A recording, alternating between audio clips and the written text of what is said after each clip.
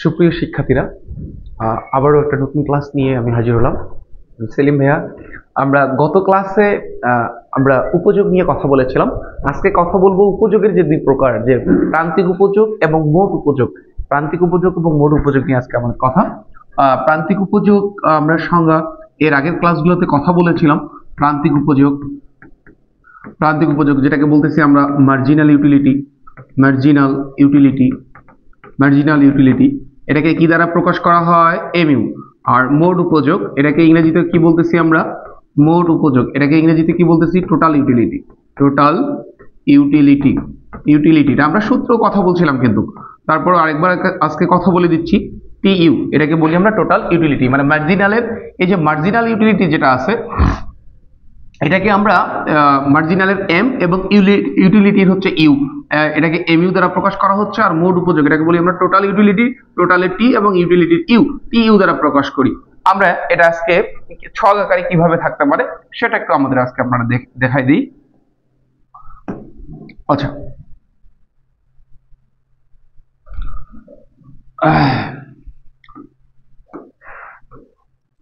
আমাদের সূচিটা কিভাবে থাকতে পারে, উপযোগ সূচিটা। এখানে কিউ দেওয়া আছে, কিউ অর্থাৎ কোয়ান্টিটি, মানে দ্রব্যের একক। বাংলা দিয়েও থাকতে পারে দ্রব্যের একক বা পরিমাণ, দ্রব্যের একক। হ্যাঁ, আচ্ছা। আর এখানে আছে যে এমইউ, যেটাকে বলতেছি আমরা মার্জিনাল ইউটিলিটি, যেটাকে বাংলায় বলতেছি আমরা প্রান্তিক উপযোগ।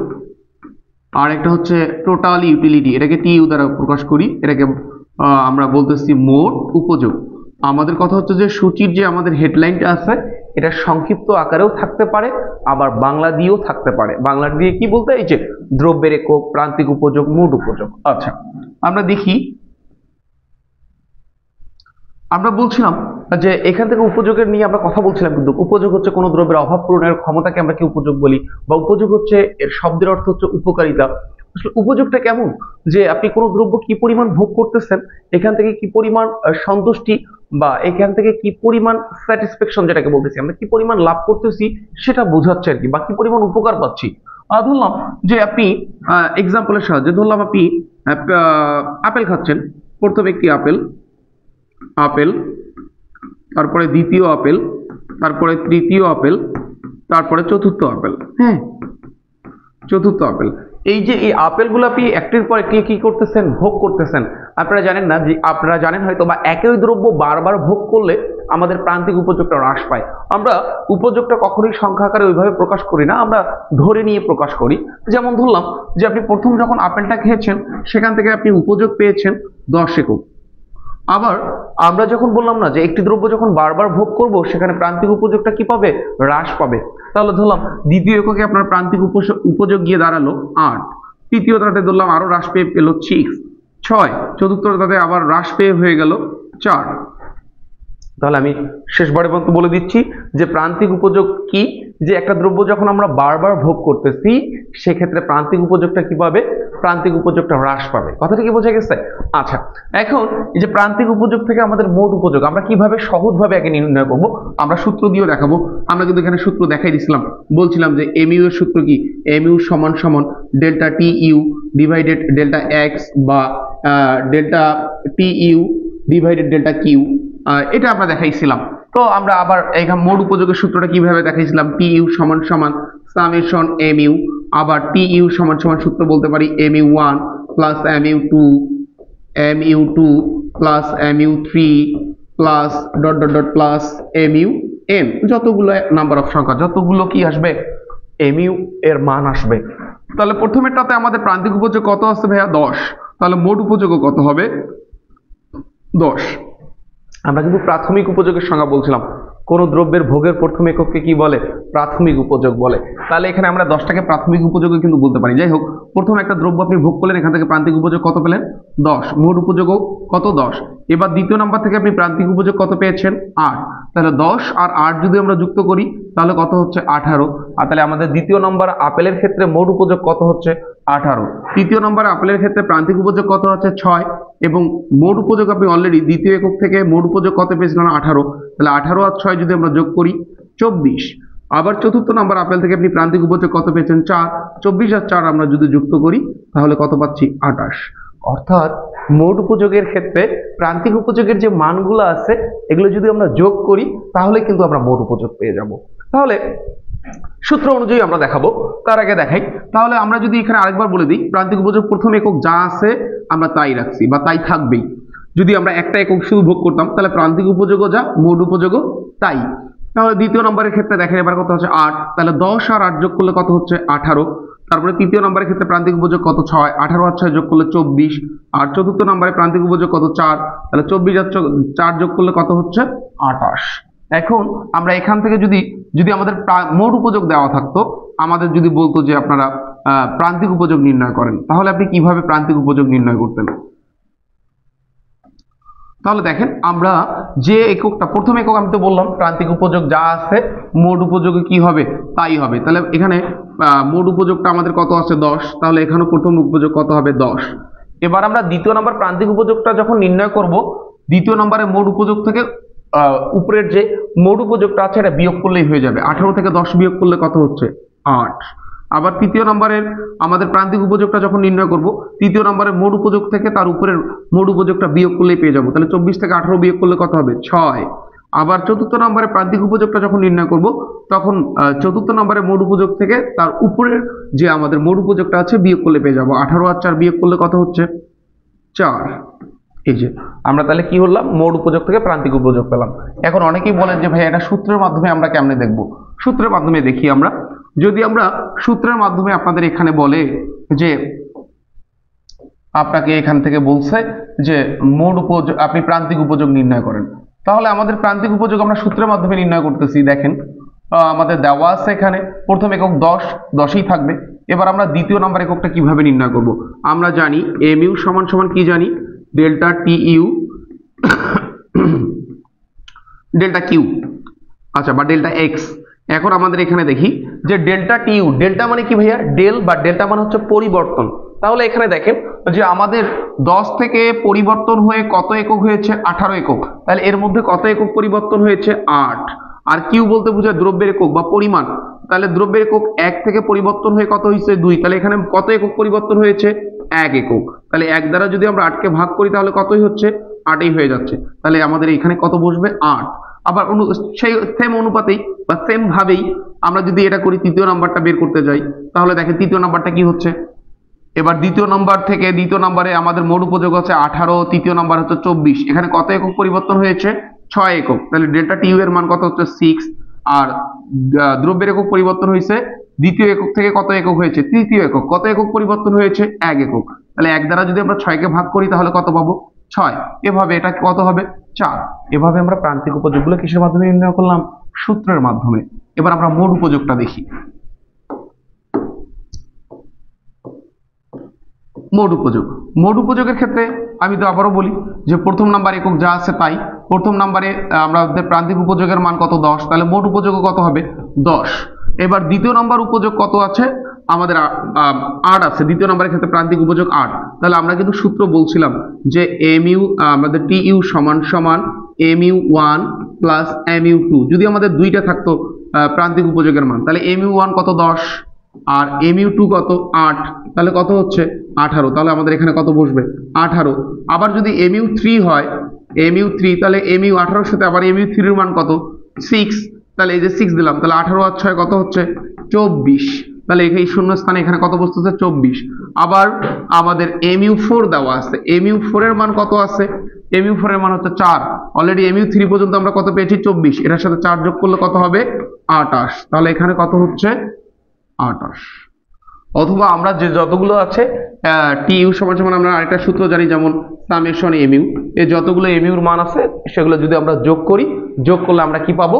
আমরা টিইউ এর মানগুলো পেয়ে যাব। কথাটা কি বুঝে গেছে? আচ্ছা, তো আমাদের এখান থেকে আরেকটা আছে ভাইয়া, যে এখান থেকে অনেক সময় আমাদের গ নাম্বার এরকম সূচি থেকে আপনাদের গ নাম্বার বলবে উদ্দীপক থেকে mu ও টিইউ রেখা অঙ্কন করো। টিইউ রেখা কি করো? রেখা অঙ্কন করো। শুধু আপনাকে mu রেখা অঙ্কন করতে বলতে পারে অথবা টিইউ রেখা অঙ্কন করতে বলতে পারে।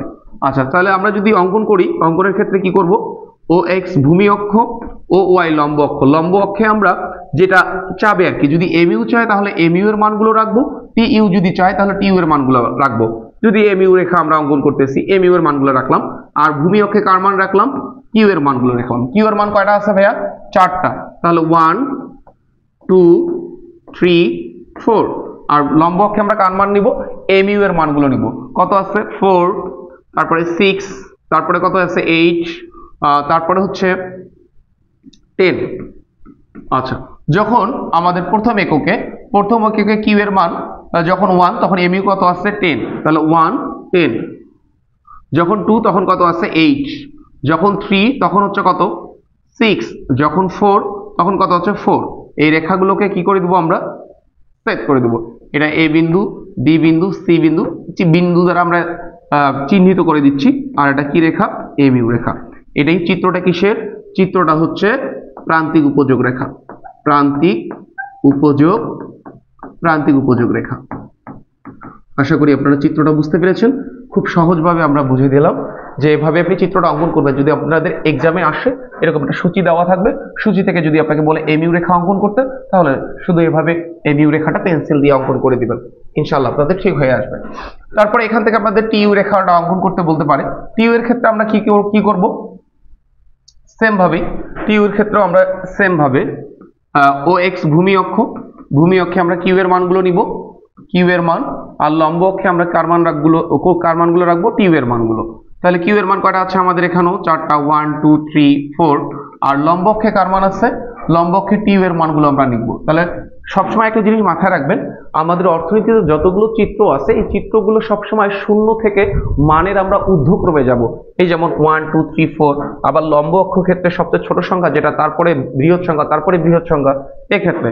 তাহলে আমাদের এই সূচিতে সবচেয়ে ছোট সংখ্যা কত আছে, 10। 10 এর পর কত আছে 18, 18 এর পর কত হচ্ছে 24, 24 এর পর কত হচ্ছে 28।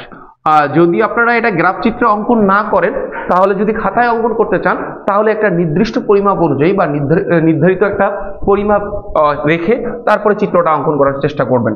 তাহলে দেখেন আমাদের কিউ যখন এখানে এবার আমাদের কিউ এর মান যখন 1 বা প্রথম একক যখন আপনি আপেল ভোগ করেছেন, তখন আপনাদের টিইউ কত 10, এই যে 1 তখন হচ্ছে 10। আবার যখন এখানে দ্বিতীয় নাম্বার আপেলটা ভোগ করেছেন, এখানে আপনাদের মোট উপযোগ কত 18, এই যে 2, এই যে 18 বা 18। আবার তৃতীয় নাম্বার আপেলটা যখন আপনি খেয়েছেন, তখন এখান থেকে আপনি মোট উপযোগ কত পেয়েছেন 24, অর্থাৎ 324।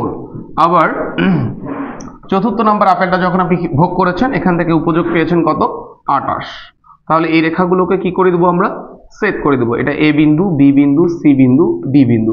এটা কি রেখা, এটা টিইউ রেখা। তাহলে আমরা একই সাথে এখানে দেখলাম যে কিভাবে প্রান্তিক উপযোগ রেখা অঙ্কন করতে হয়, কিভাবে মোট উপযোগ রেখা অঙ্কন করতে হয়। তাহলে আমাদের এভাবে সূচি দেওয়া থাকবে, সূচি থেকে আপনাদের প্রান্তিক উপযোগ এবং মোট উপযোগ রেখা কি করতে হবে, অঙ্কন করতে হবে। এটা আমাদের গ নম্বরে কোশ্চেন থাকে। এছাড়াও আপনাদের এরকম কিভাবে সূচিটা দেওয়া থাকবে, সূচিটা এরকম দেওয়া থাকবে যে আপনাদের এখানে কিউ দেওয়া আছে, এমইউ দেওয়া আছে। ধরলাম 1 2 3 4, 3 2 1 0 এরকম দেওয়া আছে, কিন্তু এখান থেকে আপনাকে গ নাম্বার বলছে যে উদ্দীপক থেকে টিইউ রেখা অঙ্কন করো, উদ্দীপক থেকে টিইউ রেখা অঙ্কন করো বা মোট উপযোগ রেখা কি করো, অঙ্কন করো। তাহলে এখানে কিন্তু আপনাদের দেওয়া আছে এমইউ এর মান এবং কিউ দেওয়া আছে। তাহলে এখান থেকে আমাকে সর্বপ্রথম কি বের করতে হবে, টিইউটা আগে, টিইউ এর সারণীটা বা সূচিটা তৈরি করে নিতে হবে, তারপর এখান থেকে আপনাকে রেখাটা অঙ্কন করে নিতে হবে। তাহলে সুপ্রিয় শিক্ষার্থীরা, আশা করি আপনারা বুঝতে পেরেছেন যে আমাদের প্রান্তিক উপযোগ এবং মোট উপযোগ, মোট উপযোগ এটা আমাদের গুরুত্বপূর্ণ একটা বিষয়বস্তু ছিল, যেটা কিভাবে নির্ণয় করতে হয়, কিভাবে সূচি নির্ণয় করতে হয়, কিভাবে রেখা অঙ্কন করতে হয়, আমি আশা করি আপনাদের এটা গুছিয়ে দিতে পেরেছি। এছাড়াও আপনাদের অনেক সময় এখানে প্রান্তিক উপযোগ এবং মোট উপযোগের মধ্যে সম্পর্কর কথা বলে। সম্পর্ক আমরা এখানে 3 ধরনের সম্পর্ক দেখতে পারি। যেমন এটা কি, 1 নম্বরে যেমন আমি বলে দিলে আপনাদের জন্য সহজবোধ্য হবে যে প্রান্তিক উপযোগ সূচি থেকে একটু বলে দিই যে প্রান্তিক উপযোগ যখন হ্রাস পায়, মোট উপযোগ তখন বৃদ্ধি পায়। আবার প্রান্তিক উপযোগ যখন শূন্য হয়, মোট উপযোগ তখন সর্বোচ্চ হয়। আবার প্রান্তিক উপযোগ যখন ঋণাত্মক হয়, মোট উপযোগ তখন হ্রাস পেতে থাকে। তাহলে আমি আরেকটা সূচি তৈরি করে দেখাই আপনাদের। এখানে কিউ দেওয়া আছে, এম ইউ দেওয়া আছে এবং টি ইউ। এবার মানগুলো দেখেন,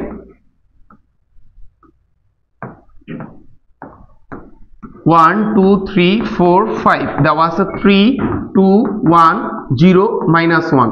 তাহলে এখান থেকে আমরা টি ইউ নির্ণয় করি, 3 3 দিয়ে 5, তারপরে 6 6 5। আচ্ছা, তাহলে এখান থেকে দেখেন আজ আমাদের প্রান্তিক উপযোগ যখন হ্রাস পাচ্ছে, মোট উপযোগ তখন কি পাচ্ছে? বৃদ্ধি পাচ্ছে। তাহলে প্রান্তিক উপযোগ এবং মোট উপযোগের প্রথম সম্পর্কটা কি? যে প্রান্তিক উপযোগ যখন হ্রাস পায়, মোট উপযোগ তখন সে অনুপাতে কি পায়? বৃদ্ধি পায়। আবার প্রান্তিক উপযোগ যখন শূন্য হয়, মোট উপযোগ তখন কি হয়? সর্বোচ্চ হয়। আবার প্রান্তিক উপযোগ যখন ঋণাত্মক হয়, আবার মোট উপযোগ তখন কি পেতে থাকে? মোট উপযোগ তখন হ্রাস পেতে থাকে। এটাই হচ্ছে প্রান্তিক উপযোগ এবং আমাদের মোট উপযোগের মধ্যে সম্পর্ক। আমাদের ম্যাক্সিমাম ক্ষেত্রে বা অনেক অনেক অনেক ক্ষেত্রে আপনি দেখবেন আমাদের বলা থাকবে এখান থেকে কোশ্চেন যে প্রান্তিক উপযোগ এবং মোট উপযোগ রেখা অঙ্কন করো গ নম্বরে, অথবা বলতে পারে প্রান্তিক উপযোগ এবং